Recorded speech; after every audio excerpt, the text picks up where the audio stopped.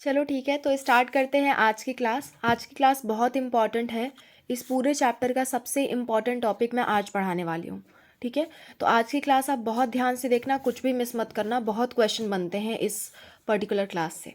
ठीक है, तो आज हम देखने वाले हैं 3 चीज़ें। पहली बात पॉलन पिस्टल इंटरैक्शन, उसके बाद हम देखेंगे आपका पॉलन ट्यूब जर्मिनेशन। ठीक है, उसके बाद double fertilisation and triple fusion. तो टोटल 4 हो गए, चारों चीज़ आज हम देखेंगे। ठीक है, तो चलो समझते हैं। सबसे पहले मैं समझाती हूँ आपको हमने अभी तक किया क्या था।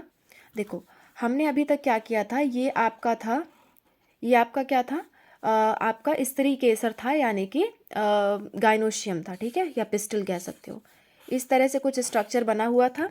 ठीक है, ये फ्लावर था आपका, एक है ना, एक फ्लावर था।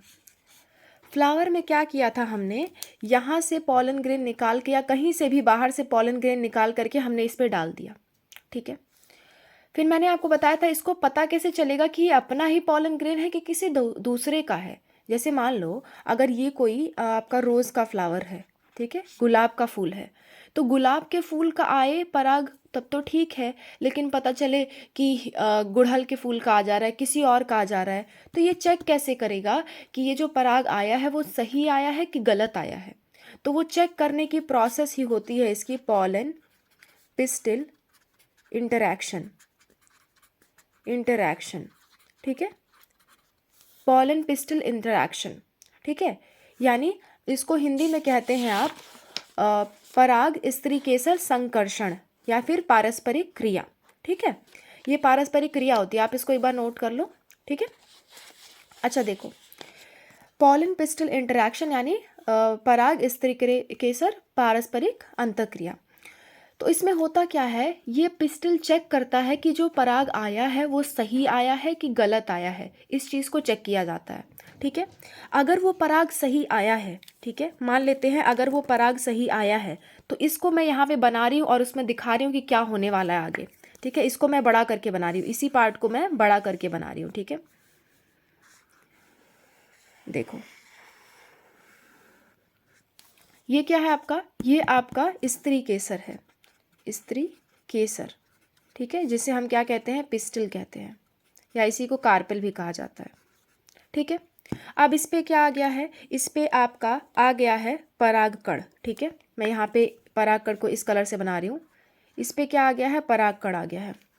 ठीक है, परागकण आ गया है। अब याद करो परागकण का स्ट्रक्चर जब मैंने आपको बनवाया था। ठीक है, मैं दिखाती हूँ आपको। परागकण का मैंने स्ट्रक्चर ऐसा कुछ बनाया था और मैंने कहा था यहाँ पे क्या होते हैं, जनन छिद्र होते हैं। यहाँ पे क्या होते हैं, जनन छिद्र होते हैं, जनन छिद्र होते हैं, यानी कि क्या होते हैं, जर्म पोर्स होते हैं, जर्म पोर्स होते हैं। ठीक है, क्योंकि ये जो बाहर की लेयर है एक्साइन थी आपकी, यानी कि बाह्य चोल जो था वो इतनी सख्त थी कि उसे कोई तोड़ नहीं सकता। तो ये मेल गैमेट बाहर कैसे निकलेंगे भाई, अगर कोई तोड़ नहीं सकता, इसे तो बाहर निकालना है ना। आपको फीमेल गैमेट से मिलवाना है तो इसे बाहर निकालना पड़ेगा, तो उसी के लिए ये छेद थे। तो ये छेद क्या कम करते हैं, मेल गैमेट को बाहर निकलने में मदद करते हैं। तो इसी मेल गैमेट से क्या होता है, एक ट्यूब बनती है। क्या बनती है, ट्यूब बनती है। ट्यूब मतलब नलिका बनती है। उसी नलिका को हम कहते हैं पराग नलिका। कहाँ से निकलती है ये बात आप याद रखना, जनन छिद्र से पराग नलिका निकलती है। जनन छिद्र का यही काम है कि पराग नलिका को निकलने में मदद करे। ठीक है, चलो देखो, अब यहाँ से क्या बनेगी, पराग नलिका बनेगी। अगर ये पॉलन ग्रेन सही है, इसने पहचान लिया कि हाँ ये अपना ही है, तो ये क्या करेगी, इसके अंदर से पराग नलिका को बनने देगी। ये नलिका जो बन रही है उसी को हम कहते हैं पराग नलिका। ठीक है, पराग नलिका, या इंग्लिश में कहते हैं इसी को पॉलन ट्यूब, पॉलन ट्यूब। ठीक है, अगर ये पॉलन अपना ही है तो क्या बनाएगा, पॉलन ट्यूब बनाएगा। ठीक है, और यहाँ पे मैंने कहा था यहाँ पे एक ओव्यूल भी हो सकता है, एक से अधिक भी हो सकता है। तो अभी के लिए मैं आपको समझाने के लिए एक बना रही हूँ। ठीक है, ये क्या बना दिया मैंने, ओव्यूल बना दिया, यानी कि बीजांड बना दिया। इस बीजांड के अंदर क्या होगा, एक आपका होगा एम्ब्रियो सैक, एम्ब्रियो सैक। ठीक है, एम्ब्रियो सैक में क्या होंगे, आपका ये सिरा अगर मान लो खुला हुआ है, मैं यहाँ खोलना भूल गई, ये सिरा आपका खुला हुआ है। ठीक है, तो इस तरफ क्या होंगी, इस तरफ होगा आपका इस तरफ का आपका होगा माइक्रोपाइलर एंड, है ना। ये क्या होगा, ये कहलाएगा माइक्रोपाइलर एंड, माइक्रोपाइलर एंड, ठीक है। यानी आपका बीजांड द्वार, बीजांड द्वार। अच्छा एक मिनट बेटा, एक चीज़ चेक करना, जब मैंने आपको ये चीज़ बनाया था, ये एंटीपोडल जहाँ बताए थे, वहाँ मैंने आपको चलाजल लिखाया था या माइक्रोपाइल, ठीक है। वो आपका चलाजल एंड होगा, ठीक है, चलाजल एंड। शायद मैंने माइक्रोपाइल लिखवा दिया था, एक बार उसको चेक करना बेटा, है ना, उसको सही कर लेना। वो आपका चलाजल एंड होगा, माइक्रोपाइल नहीं। माइक्रोपाइल वहाँ होता है जहाँ पे आपका एग सेल हो, एग सेल की तरफ क्या होता है, माइक्रोपाइल होता है। ये थोड़ा सा सही कर लेना, है ना। माइक्रोपाइल एग सेल की तरफ होता है, प्लीज़ उसे करेक्ट कर लेना। थोड़ा सा मिस्टेक मेरे से हो गई थी, कभी कभी ऐसा होता है ना कि बताने के चक्कर में आप बताना कुछ और चाहते हैं, बता कुछ और देते हैं। तो आई एम रियली सॉरी, आप उस चीज़ को एक बार करेक्ट कर लेना, ये दोनों लोकेशन एक बार सही कर लेना, ठीक है। अच्छे से याद रखना, माइक्रोपाइल की तरफ क्या होता है, आपका एग सेल होता है, ठीक है। चलो देखो, अच्छा एक और बात, मैं वहाँ पे एक और करेक्शन करा देती हूँ आपको, जब करवा ही रहे हैं तो। हाँ देखो, ये मैंने आपको डायग्राम बनवाया था, है ना, ऐसा कुछ मैंने आपको बताया था, मैंने कहा था आपको ये डीजेनरेट कर जाते हैं, है ना, यहीं से गलती हुई है। हाँ, तो ये ऊपर के 3 डीजेनरेट करने थे बेटा, सॉरी, ऊपर के 3 डीजेनरेट करने थे, नीचे वाला काम का रहेगा, नीचे वाला काम का रहेगा। और इसी तरह से क्या हो जाएगा, ये वाला आपका इधर के साइड आपका बनेगा, इधर के साइड आपका बनेगा माइक्रोपाइलर एंड, इधर के साइड बनेगा चलाजल एंड, ठीक है। ये ध्यान रखना, इधर के साइड चलाजल और इधर के साइड होगा micropyle, I am sorry, micropylar, ठीक है। प्लीज़ ये याद रखना, एक बार सही कर लेना उसे, है ना, आई एम रियली सॉरी। चलो देखो, ठीक है। अब देखो यहाँ पे क्या होगा, ये जो पराग नलिका है ना, ये जो पराग नलिका आपको दिख रही है, वो माइक्रोपाइल से कहाँ एंटर करेगी, एम्ब्रियो सैक में एंटर करेगी। मेरा पिंक कलर, हाँ, ये माइक्रोपाइल से कहाँ करेगी, एम्ब्रियो सैक में एंटर करेगी, ठीक है। ये जो आपकी पराग नलिका है वो माइक्रोपाइल से होते हुए एम्ब्रियो सैक में एंटर करेगी। इसको थोड़ा और बड़ा करके बनाते हैं ताकि हमें और अच्छे से समझ में आए। चलो देखो, ठीक है, देखो ये बना लेते हैं, ये आपका बड़ा सा बना लेते हैं क्या, इसको हम थोड़ा सा बड़ा करके बना लेते हैं ताकि हमको अच्छे से समझ में आए। और मान लो यही क्या है, यही आपका एक ओव्यूल है इसके अंदर, और ये क्या है, एम्ब्रियो सैक है। यहाँ पे क्या है, यहाँ पे आपका इस तरह से कोशिकाएं हैं, और ये बीच में क्या है, ये बीच में एग सेल है, जिसको मैं नीले कलर से कर रही हूँ वो क्या है, एग सेल है, ठीक है। इतनी बातें समझ में आ गई। यहाँ पे क्या है, यहाँ पे आपका पराग है, ठीक है, पराग है, ठीक है, पराग है। अब इस पराग से क्या होगा, इस पराग से ऐसे नलिका निकलेगी, मैं थोड़ा मोटा बना रही हूँ जानबूझ के, आप भी मोटा ही बनाना। इस पराग से नलिका निकल के कहाँ तक आएगी, माइक्रोपाइल तक आएगी, जहाँ खुला हुआ भाग है, खुले हुए भाग को माइक्रोपाइल कहते हैं, यानी बीजांड द्वार कहते हैं। वहीं पे क्या आएगी, पराग नलिका आएगी, पराग नलिका, यानी कि पॉलन ट्यूब, पॉलन ट्यूब आएगी। बात समझ में आ रही है। इस पॉलन ट्यूब में याद करो, इस अगर मैं पॉलन ग्रेन फिर से बनाऊं, पॉलन ग्रेन अगर मैं बनाऊं, ठीक है, पॉलन ग्रेन अगर मैं बनाऊं, तो उसके अंदर यहाँ पे 2 मेल गैमेट थे और यहाँ पे एक वेजिटेटिव सेल थी, वेजिटेटिव सेल थी, और नीचे नीचे क्या थे, मेल गैमेट थे, जिसको मैंने ग्रीन कलर से बनाया था, है ना। यहाँ पे दोनों क्या थे, ये दोनों थे मेल गैमेट, ये दोनों क्या थे, मेल गैमेट, ठीक है। मैंने आपको ये भी बात बताई थी कि कुछ परागकण ऐसे होते हैं, कुछ पॉलन ग्रेन ऐसे होते हैं जो जब उनका वो रिलीज होते हैं, यानी डेहिसेंस होता है, उनका स्फुटन होता है, तब वो 2 कोशिका के रूप में होते हैं। 60% आपके आवृतबीजी पौधे में 2 कोशिका होती है। तो वो 2 कोशिकाएं अगर वाले होंगे, तो जैसे ही यहाँ पे आएंगे, इस पे आ जाएंगे, तो वैसे ही वो भी क्या हो जाएंगे, 3 कोशिका में बदल जाएंगे, ठीक है। 3 कोशिका वाले हैं तो कोई दिक्कत ही नहीं है। अगर 2 कोशिका वाले थे तो यहाँ पे आके उनमें भी क्या हो जाएगा, विभाजन होके वो 3 कोशिका बना देंगे।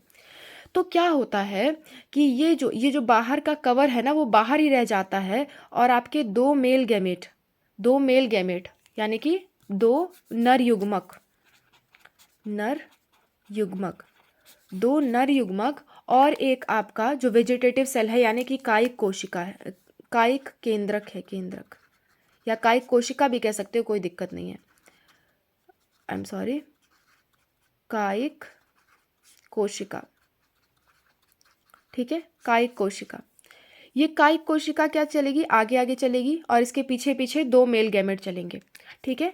ऐसे ऐसे वो आगे बढ़ते बढ़ते आएंगे, बढ़ते बढ़ते आएंगे और जैसे ही यहाँ आने का टाइम आएगा तो ये जो आपकी ये कायिक कोशिका है ना, धीरे धीरे ये डिजेनरेट हो जाती है, विलुप्त हो जाती है और क्या बचते हैं, सिर्फ और सिर्फ आपके मेल गैमेट बचते हैं, ठीक है, सिर्फ और सिर्फ 2 मेल गैमेट बचते हैं। तो याद रखना ये दोनों क्या हैं, ये दोनों नर युग्मक हैं, युग्मक हैं यानी कि क्या है, मेल गैमीट हैं, ये 2 नर युग्मक है, मेल गैमीट है, ठीक है। अब ध्यान से सुनो, पॉलन ग्रेन का, ठीक है, पिस्टिल तक आना और आने के बाद पॉलन ट्यूब बनाना, इस पूरी प्रक्रिया को हम कहते हैं पॉलन पिस्टिल इंटरैक्शन। फिर से सुनो, पराग कण का वर्तिकाग्र तक आना और उसके बाद पराग नलिका बनाना, इस पूरी प्रक्रिया को हम कहते हैं पॉलन पिस्टिल इंटरैक्शन। यहाँ पे लिखा है डेफिनेशन, आप लिख सकते हो, देखो, पराग स्त्रीकेसर संकर्षण, यह देखो, पराग का वर्तिका पर स्थानांतरण से लेकर के बीजांड में पराग नलिका का प्रवेश तक की सभी घटनाएं क्या कहलाती हैं, पराग स्त्रीकेसर संकर्षण कहलाती हैं।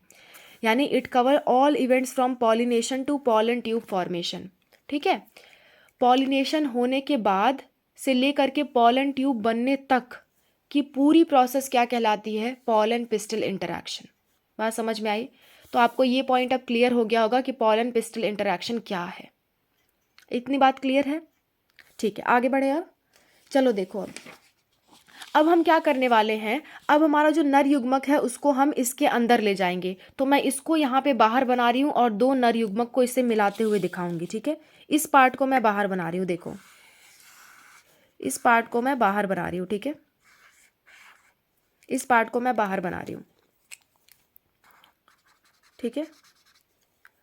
बीच में मैं यहाँ पे नहीं बनाई थी, यहाँ पे बीच में 2 क्या होते हैं, ध्रुवीय, इन दोनों जो 2 न्यूक्लियस यहाँ पे बीच में होते हैं, इन दोनों न्यूक्लियस को कहते हैं पोलर न्यूक्लियाई, पोलर न्यूक्लियाई, या इसी को कहते हैं ध्रुवीय, ध्रुवीय केंद्रक।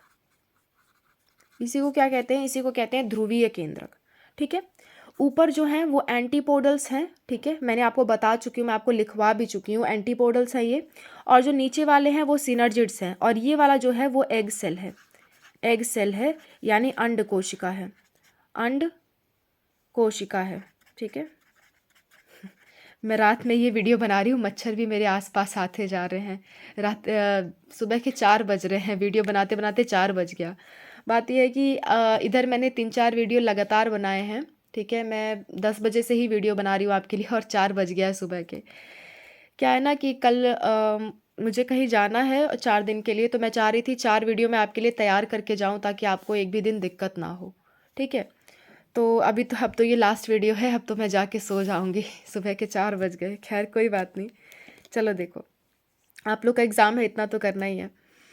देखो, मैं बात कर रही थी इन दोनों की, इन्हीं दोनों से हमें मतलब है। मैं पहले सारे का नाम लिखवा चुकी हूँ, मैं दोबारा से नहीं लिखवा रही। आप अपने कॉपी पलट के देखोगे, आपको सबका नाम दिख जाएगा अगर आपने नोट किए होंगे तो, ठीक है। देखो इधर, ये आपका क्या है, केंद्र, ध्रुवीय केंद्रक है यानी पोलर न्यूक्लियाई है। ये आपका एग सेल है यानी अंड कोशिका है। और ये जो पूरी बीच की कोशिका है उसको कहते थे हम सेंट्रल सेल, ठीक है। ये जो बीच की कोशिका है इसको कहते थे हम सेंट्रल सेल, सेंट्रल सेल यानी केंद्रक कोशिका, केंद्रक कोशिका, कोशिका, ठीक है।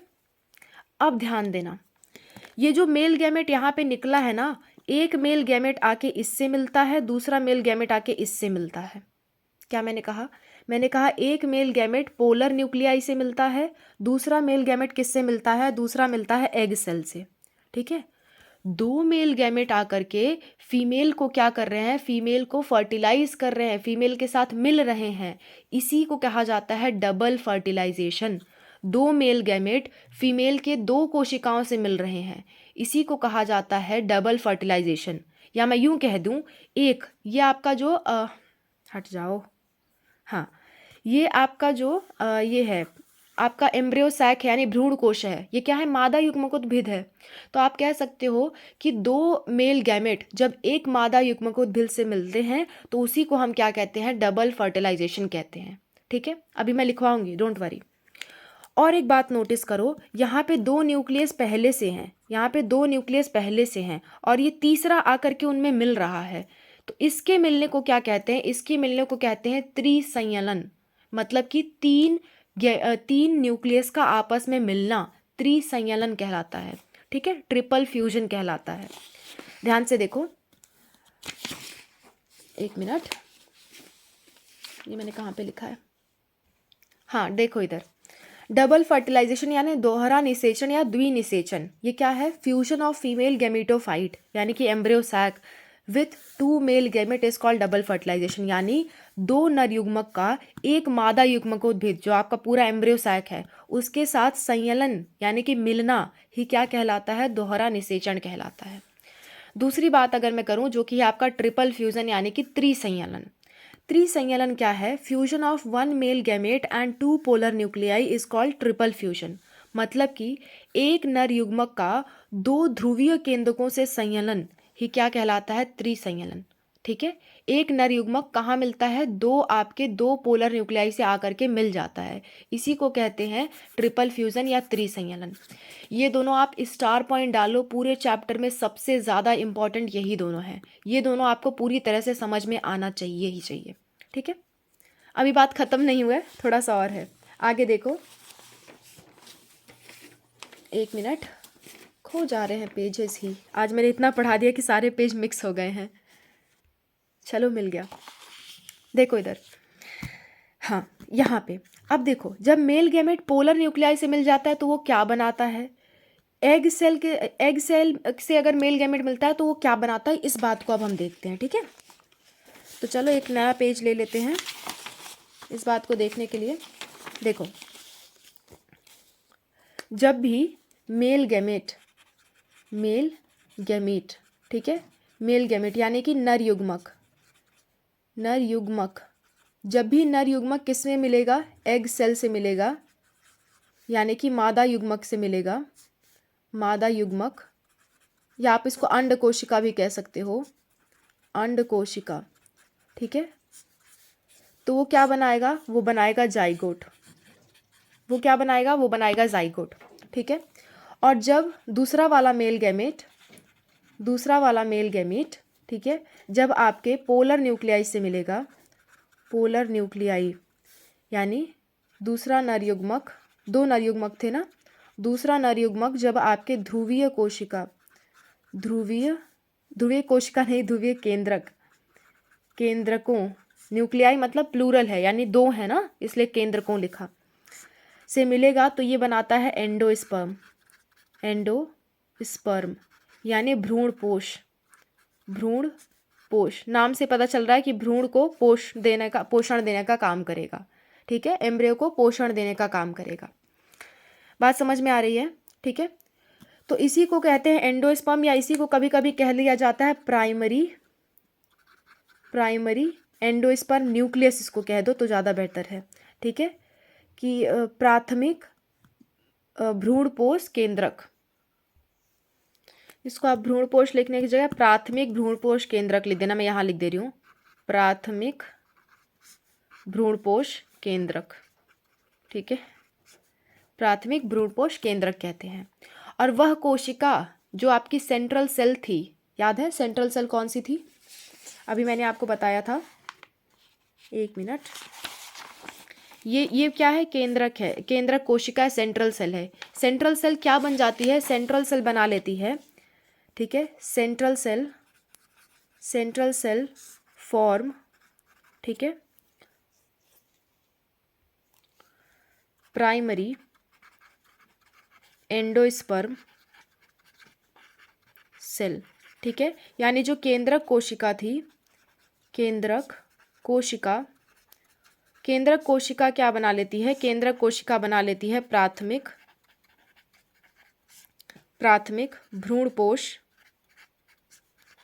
भ्रूणपोष कोशिका। प्राथमिक भ्रूणपोष कोशिका। ठीक है, जो आपकी सेंट्रल सेल है वो क्या बना लेती है, प्राथमिक भ्रूणपोष कोशिका बना लेती है। बात समझ में आई? आई होप आपको इतनी बातें समझ में आई होंगी। याद रखना, जब नर युग्मक एग सेल से मिलता है तो उसे जाइगोट कहते हैं, जब वो पोलर न्यूक्लियाई से मिलता है तो उसे प्राइमरी एंडोस्पर्म न्यूक्लियस कहते हैं। और प्राइमरी एंडोस्पर्म न्यूक्लियस कहाँ है, सेंट्रल सेल में है, तो उस सेंट्रल सेल को क्या कह देंगे, प्राथमिक भ्रूणपोष कोशिका यानी प्राइमरी एंडोस्पर्म सेल कह देंगे। ठीक है, तो आई होप आपको इतनी बातें समझ में आई होंगी। नेक्स्ट क्लास में मैं आपको इसी की और डिटेल पढ़ाऊंगी। ठीक है, अभी ये चैप्टर ख़त्म नहीं हुआ है, अभी हमारे कुछ और लेक्चर बाकी हैं, उस चीज़ों को हमें देखना है। ठीक है, ये सबसे इम्पॉर्टेंट लेक्चर था आपका, इसको आप बहुत अच्छे से पढ़ना। तो अब मैं भी थक गई हूँ, अब मैं जा रही हूँ सोने। ठीक है, चलो ठीक है, तो आई होप आप लोग को समझ में आया होगा, है ना। नहीं भी समझ में आता है तो आप बिल्कुल कमेंट में मेंशन करो और मैं बिल्कुल उसका रिप्लाई करूँगी और अच्छे से अच्छे तरह से आपको समझाऊँगी। ओके, आज के लिए बस इतना ही।